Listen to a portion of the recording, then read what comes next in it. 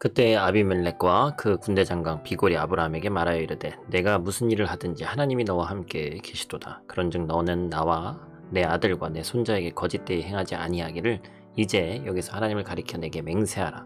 내가 내게 후대한 대로 너도 나와 내가 머무는 이 땅에 행할 것이니라. 아브라함이 이르되 내가 맹세하리라 하고 아비멜렉의 종들이 아브라함의 우물을 빼앗은 일에 관하여 아브라함이 아비멜렉을 책망하며 아비멜렉이 이르되 누가 그리하였는지 내가 알지 못하노라.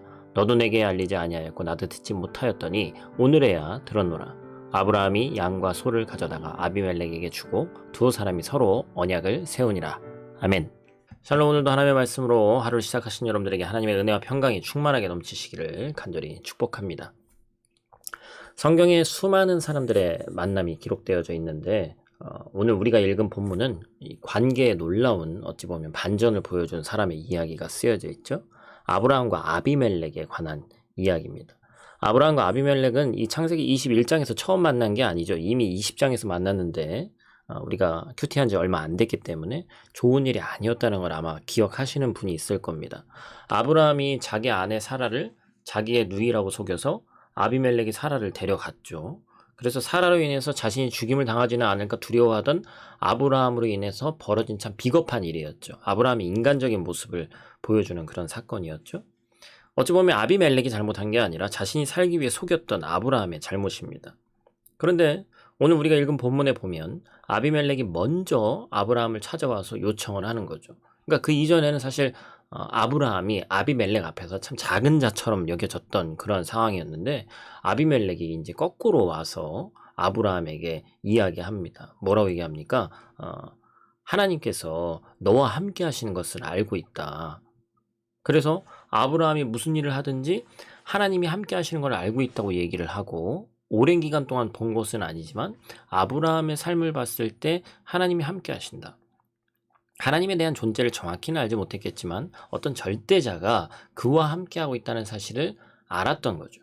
그렇기 때문에 철저하게 입장이 바뀌어서 아비멜렉 앞에서 작은 자처럼 여겨졌던 아브라함에게 오히려 아비멜렉이 찾아와서 화친을 맺자고 요청하는 것과 같은 거예요.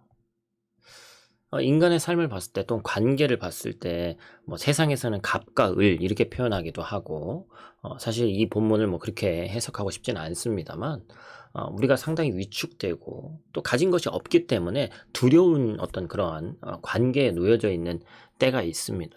그러나 하나님께서 우리와 함께 계시다는 것을 다른 사람들이 본다면 그 관계는 사실 역전될 수 있죠.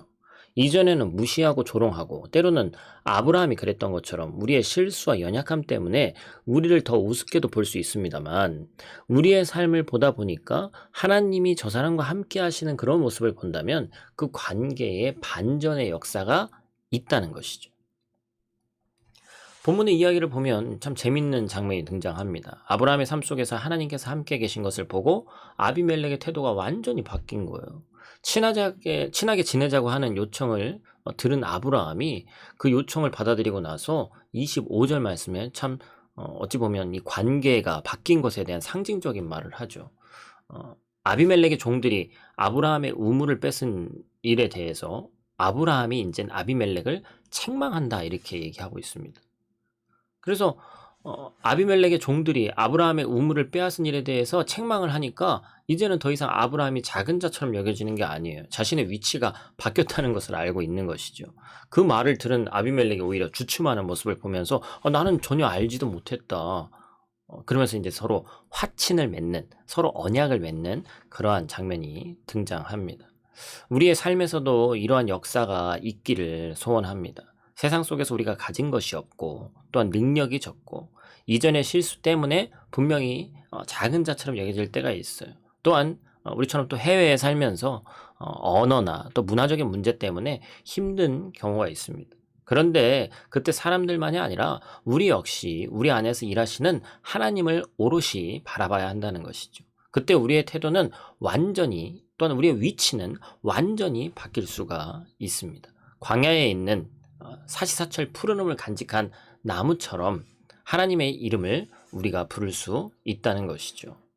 20장에서 자신의 죽음을 두려워하면서 아내를 아내라 부르지 못하고 누이라고 속였던 아브라함의 모습은 이제는 온데간데 없이 하나님께서 그 위치를 바꿔주셨고 큰 자를 만들어 주셨습니다. 또한 열방을 품을 수 있는 열국의 아비와 같은 위치를 만들어 주셨습니다. 우리가 삶 속에 맺어가는 많은 관계 속에서 하나님으로 인해서 반전을 경험할 뿐만 아니라 우리의 태도도 변함없이 하나님을 부르고 또 떳떳하게 당당하게 살아갈 수 있는 삶이 될 수 있기를 주님의 이름으로 축복합니다. 기도하겠습니다.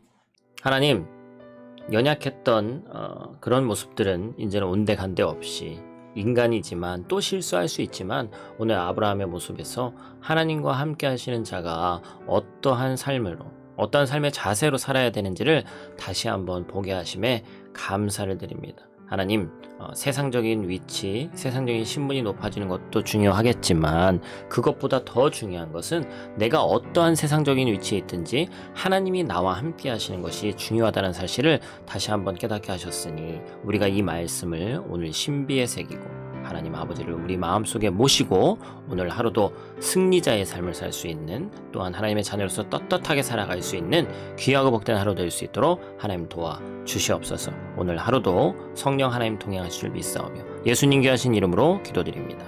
아멘.